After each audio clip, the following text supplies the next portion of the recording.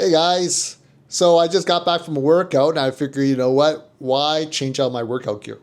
I'll wear purple today instead of my regular blue. So I hope you like the color change. And yeah, so, one of the things I thought about the other day because I was feeling a little bit of pain in the pinched nerve in my neck from an old injury. And it brought me back to when I turned 50 and I started to notice subtle changes in my body. Things that used to be automatic that I took for granted, I start to notice. For example, going into a restaurant and not being able to see the menu item clearly, right? And I'll needed glasses and so forth, and maybe the extra weight gain that used to not be a problem, and now I have to work to keep it off a little bit, or maybe going into another room and just forgetting what I was going to that room for, right? And I think for many of us who grew up in the 80s as Gen Xers, we always admired the chiseled bodies of these movie stars like Arnold Schwarzenegger, Sylvester Stallone. And I think many of us during that time, we trained to look good, right? And that was our main focus, was to have uh, that really nice aesthetic looking body. And I think after 50, many of us have stopped training altogether or stopped exercising to look good. But here's the thing I started to realize, and this totally changed everything for me.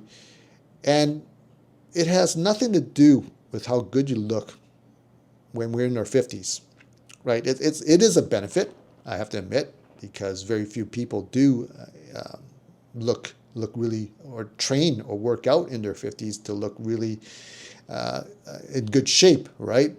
But I think the most important thing, actually, in fact, I know the most important thing of exercising and fitness after 50 is to maintain our independence as Gen Xers.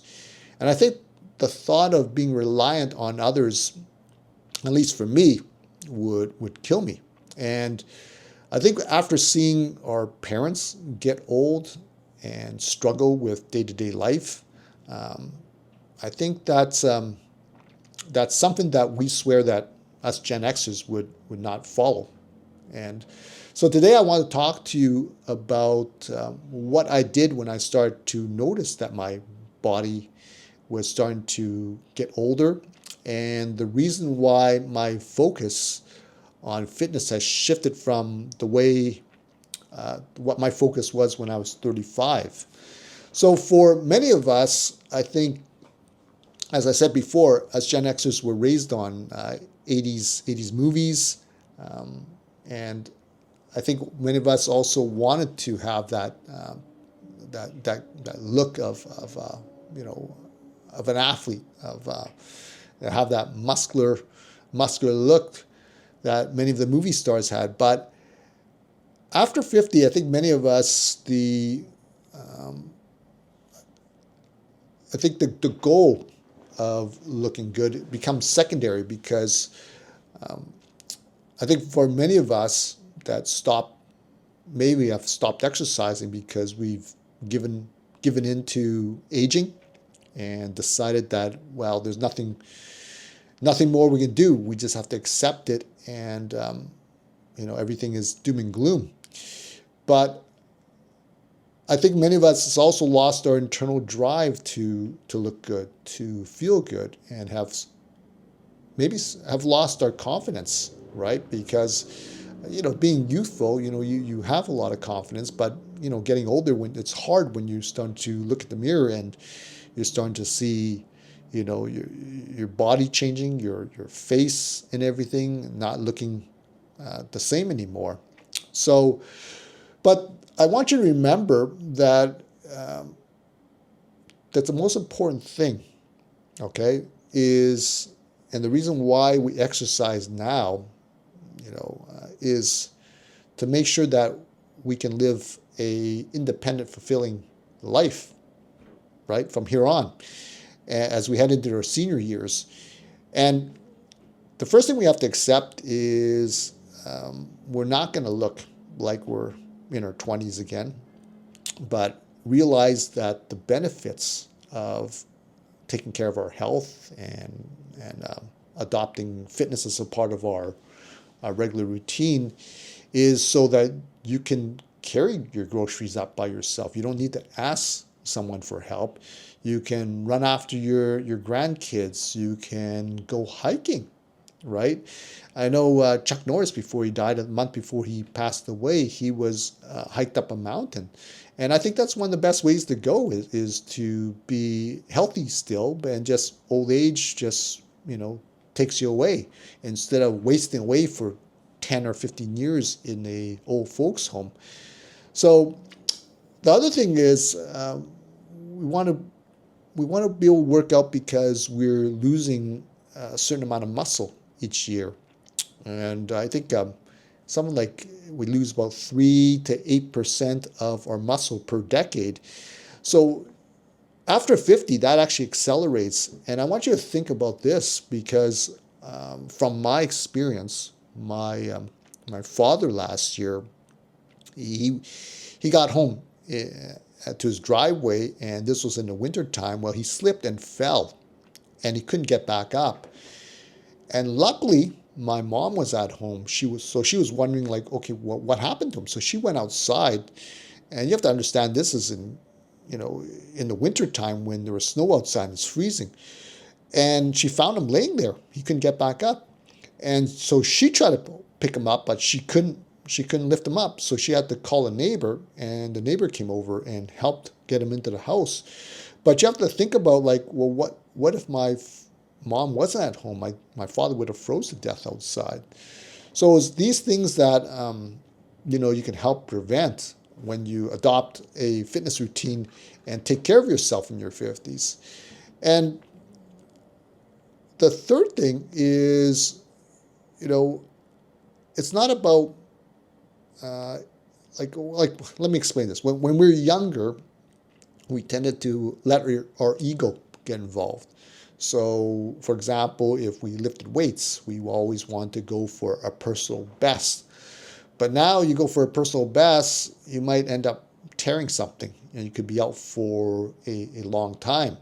So we can't work out the way that we used to work out when we were younger.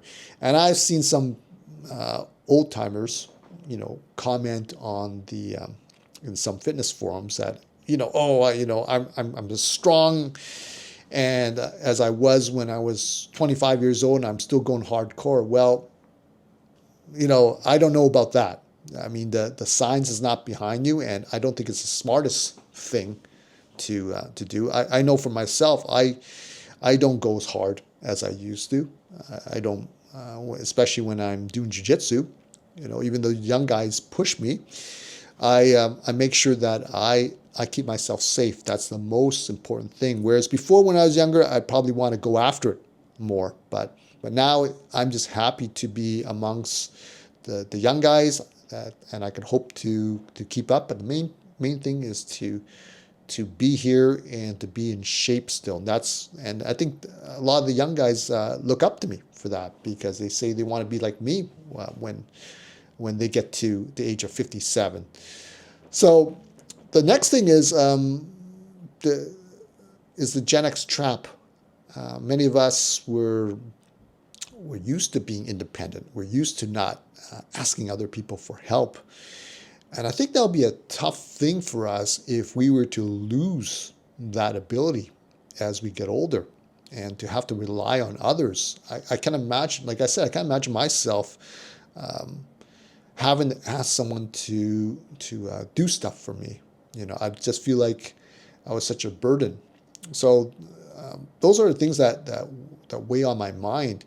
And I think if for many of us, we have to start taking care of ourselves now, because I think many are waiting for some kind of diagnosis and to do something about it. But when that happens, now you're on the defensive, rather than, I guess, how should I say, more or less like, well, here's the thing. Okay, let me put it this way. Many of us, okay, are so worried about focus on retirement. We're worried about how much we save, whether we're going to have enough for retirement. But nobody ever talks about, like, what if I get sick? What if I cannot enjoy that retirement because I didn't take care of myself all these years and I let myself go? So I think health should be on the top priority on our list. And because when you look at it that way, I mean, there's no use having a big nest egg if you can't even take advantage of it. You can't travel, you can't go places, your mobility is limited. And I think lastly, I want to say is for a Gen X person, okay, or Gen X, especially a Gen X man who's no longer able to do things independently, I think it's going to be a big blow to the ego. And you're going to lose your sense of self, because we were all raised to be able to provide, to be able to protect, and to be able to lead. And a physical decline in our abilities is going to really attack who we are as individuals.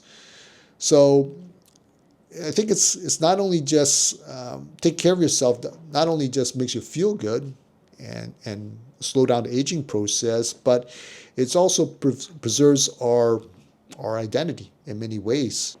So here's the question I want to ask you today is, so what does staying useful actually mean to you at this stage? And when did you first feel like your body was starting to get old and starting to shift? And what did you do about it? I'd love to hear from all of you. Please feel free to comment below, because I try to read every comment and I learned so much from all of you. And I hope this video resonated with you. And get out to the gym. If you haven't started, start today. It's not too late, okay? Feel free to subscribe or like. And I will, oh, yes, and don't forget to check out my next video, and I'll see you next time. Okay, take care for now.